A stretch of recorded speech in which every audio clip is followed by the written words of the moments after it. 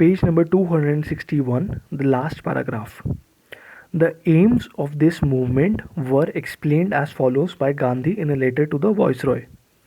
The Congress is as much opposed to victory for Nazism as any Britisher can be, but their objection cannot be carried to the extent of their participation in the war.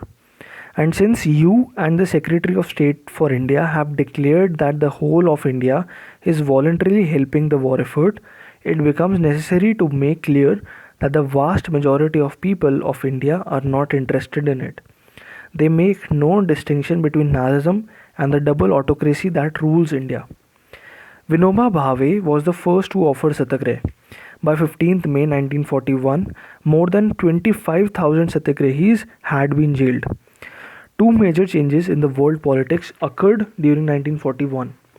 Having occupied Poland, Belgium, Holland, Norway and France in the west, as well as the most of Eastern Europe, Nazi Germany attacked the Soviet Union on 22nd June 1941.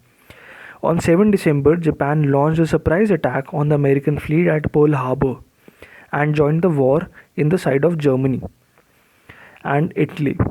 It quickly overran the Philippines, Indochina, Indonesia, Malay, and Burma.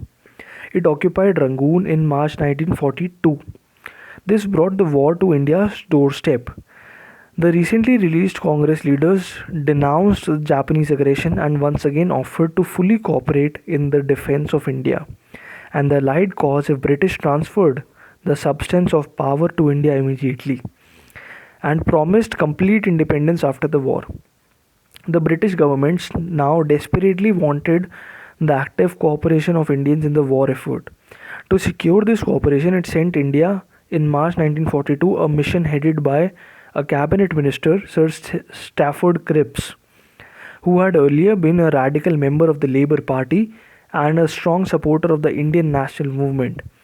Even though Cripps declared that the aim of British policy in India was the earliest possible realization of self-government in India, detailed negotiations between him and the Congress leaders broke down.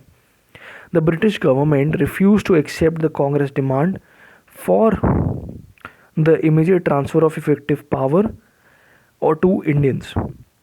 On the other hand, the Indian leaders could not be satisfied by mere promises for the future, while the Viceroy retained his autocratic powers in the present. They were anxious to cooperate in the war effort, especially as the Japanese army endangered Indian territory. But they could do so, they felt, only when the national government was formed in the country. The failure of the Cripps mission embittered the people of India. While they still fully sympathized with the anti-fascist forces, they felt that the existing political situation in the country had become intolerable. Their discontent was further fueled by wartime shortages and the rising prices. The period from April to August 1942 was one of daily heightening tension. The Gandhiji became more and more militant as Japanese forces moved towards India and the specter of Japanese conquest began to haunt the people and their leaders.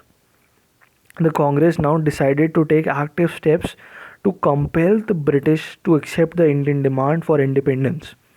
The All India Congress Committee met at Bombay on 8th August 1942.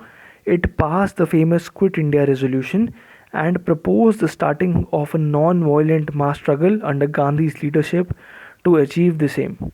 The resolution declared, "The immediate ending of British rule in India is an urgent necessity, both for the sake of India and for the success and the cause of United Nations.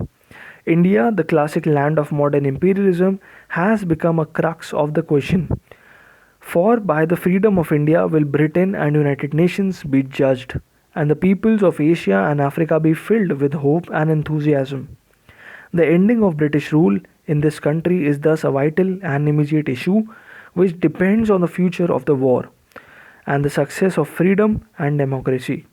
A free India will ensure its successes by throwing all her great resources in the struggle for freedom against the aggression of Nazism, fascism, and imperialism."